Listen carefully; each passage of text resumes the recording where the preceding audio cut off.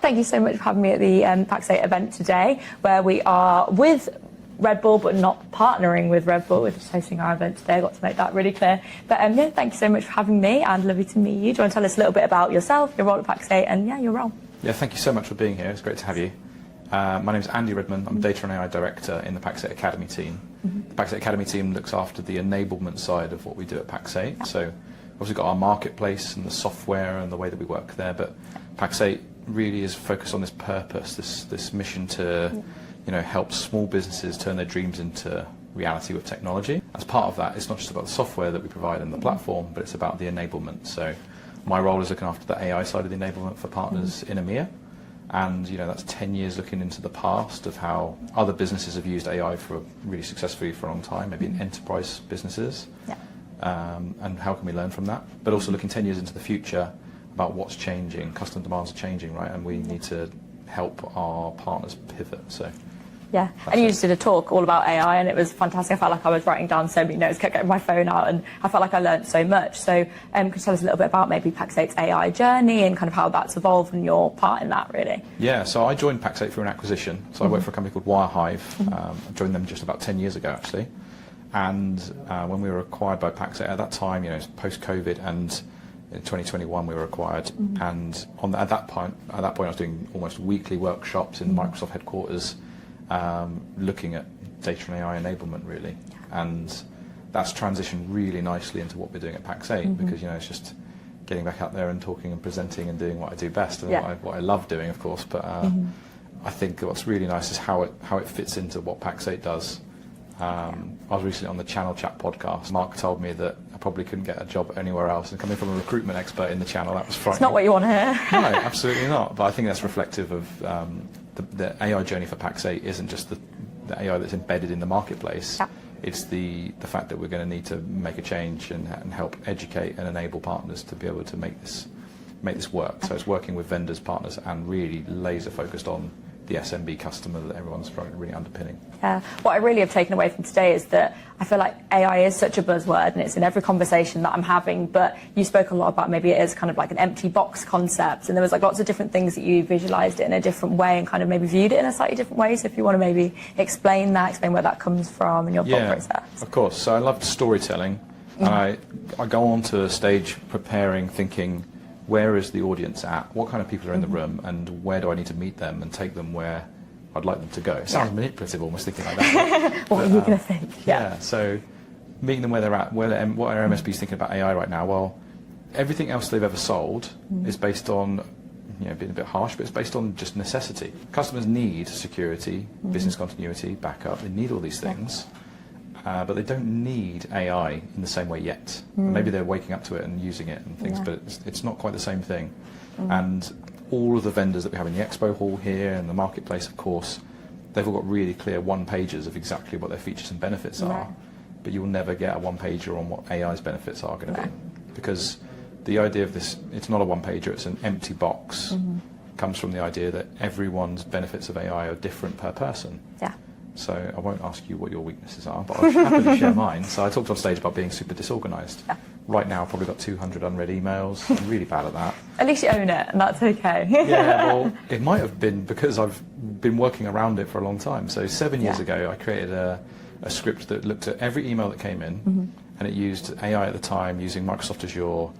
It was using sentiment analysis, like basically how angry is this message, and if it was angry enough it tripped a threshold and it sent me a push notification. Right. So I didn't have to proactively manage my inbox, I just reacted to the push notifications of the really, really urgent ones. Yeah.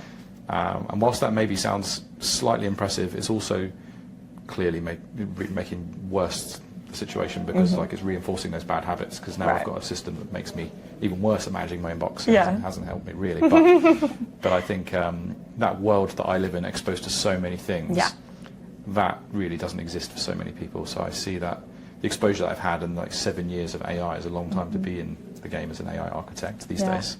So that the world that I get exposed to the idea of the empty box and the other ways that I tell those stories is really about bringing people into that world and sharing what's possible. Yeah, and a lot of shift and a lot of change, and I feel like there's so much changing with like the vocabulary as well. We're hearing a lot of shifting from MSPs to MIPs. What does that kind of mean to you? Does that resonate well with you? Do you think it's, what do you think about? Yeah, I remember I was privileged enough to be in Denver for Pax8 Beyond. So I've been to all of the Beyonds actually up until now.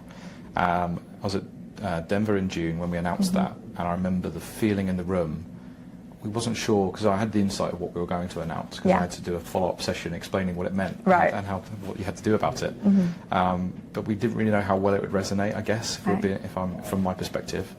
And it was the atmosphere was really interesting at the event, because people were just getting it. Yeah. And we've seen so much traction. We've got partners on the panel that say they've left an MSP, and the first thing they wanted to do was start up a pure play MIP. Yeah. Like, the terminology is spreading, and it's not just there's lots of thought leadership and stuff that we're putting out there, but now we're going from the agentic inflection point was the report about the why the change is required. The MIP playbook is then about the how to do things differently, and the what is the continuous enablement and the backing that up to help our partners make that shift. But I said on stage earlier, for me, it's not about the acronym necessarily. It's about the behavioural differences, because this isn't shipping necessity to your customers in a way that they need this and they just need an easy way to buy it. They don't know they need it yet, and you need to discover opportunities in a completely new way. Yeah, amazing. And you also mentioned, is it the great transformation? Was that how you worded it? What does that kind of mean for you? And I know obviously there is so much transformation with everything that we're seeing, but what does that phrase specifically mean to you? Yeah, so it's about capability and capacity initially. So the capability is completely evolving. Everyone's seeing this around themselves right now with, almost weekly game-changing announcements from Anthropic, from Microsoft, from OpenAI, and many more. And the human augmentation is about understanding how humans are really adapting and evolving to use this technology. So that gives us capability. Capacity, though, is when we think about how we use this at scale, how we really apply this in business and apply it to workflows and even start businesses that don't even have employees. Right? They're being managed by agents, all these tasks and workflows. Crazy thought. It is, but we're seeing that. There's businesses out there that are doing it and having great success. And one of the concepts I mentioned as part of that great transformation section was about the hybrid workforce. Yes, right. That was going to be my next question. You got there before me, but at the start of this year, a hybrid workforce means you've got remote and office-based employees. By the end of this year, I believe most people will understand that to be you've got human employees and you've got agentic employees. Right? So I think this terminology will shift and the understanding will shift, and that is part of that scaled play with the capability and the capacity explosion that we'll see. And it will leave us with one thing, which is the idea economy. Now, this is about the valuation of a business and the valuation of anyone's work in a business, in fact, is much more centered around the creativity and the ability to spot an opportunity, have an idea, essentially. So businesses will be valued based on how novel the idea is and how much potential they have, far more than now, where it's more about how much revenue you're making, how many employees do you have, and how efficient is the operations of the business, how much cash do you have at the end of the month. As I see, I'm learning more things every second, though. It's great. It's like a different way of viewing things. And for someone whose job it is to look so far in advance, what are you kind of maybe most excited about? What are your biggest predictions of what you think is going to kind of come next? Yeah, I mean, I live in a world where I'm trying to be blissfully unaware of all the negative, because we can get bogged down in a real negativity about what all the risks and challenges are.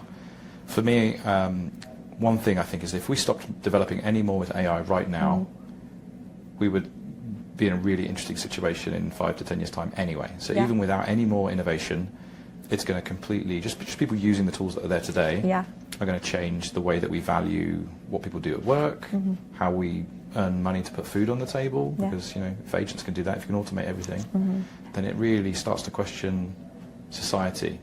I'm very hopeful, and my prediction is that we go back to more of that community, much more human. Maybe the next 10 years looks more like maybe 60, 70 years ago. That's the dream. There's already people that they're thought leaders in their respective fields, and they're living in communes, and they're like working more closely together with their neighbours and living in that really nice community spirit. So I would love to see that, because I think until now every innovation we've ever had, I think, has driven us apart. Social media is the classic example, right? Yeah. It's supposed to bring us together, but if anything, Does the opposite. it really has. And I think the challenge that will come with what do we all do for work now eventually, I think that's hopefully then the opportunity to think about, what do we do as humans to really get the best out of what we can do. Yeah, and I've had a lot of conversations with people when I asked that question about their prediction. They say, I think this is the year that we're going to embed AI and we're going to get almost used to it. And I feel like as soon as we embed it and get used to it, it will completely change again. So it's that thing of like what you said of kind of thinking on your feet and kind of going to the next thing and not kind of being left behind. It's just that balance, I guess, and doing it safely. It's just, there's a lot to consider. And short term, being a bit more realistic about what's going to happen in the near future. Yeah. The SMB explosion is really exciting. Yeah. So we've got the potential displacement in enterprise businesses happening in the near future or already really. Yeah. So AI and automation is going to mean for enterprise businesses they're going to lose great people. Those people aren't going to go to another enterprise business who's doing the same thing. No. So they'll think, much like many of the technical MSP owners out there that just thought, I don't want to work for this company anymore. Do you know what would be easy? I'll start my own business. So everyone's been through that challenge, how difficult it can be. Yeah. Well, the MSPs are the best people, not just because they have that lived experience, but also it's another small business that's starting up, or even very small business. And I think that is really exciting. SMB's already outgrown enterprise space. 662 million euros is the total addressable market right now of the SMB sector. And it is going to continue to outpace the enterprise one, I think, because of that displacement piece that would happen, more enterprise.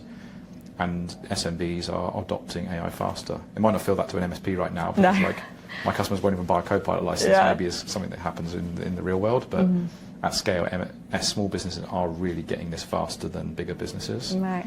And it's a matter of time really till they have the understanding of the best way of working with it. And partners that are leaning into the different behaviours in the academy content we put out there and things, they are really succeeding. I mean, they're there on the partner panel at the event today and talking about their successes, which makes us feel so good. Yeah, no, it was really nice to see, and I do love like the community feel. I feel like I could sit here and talk to you all day, but I won't take up any more of your time. But yeah, thank you so much for your time today. Thank you.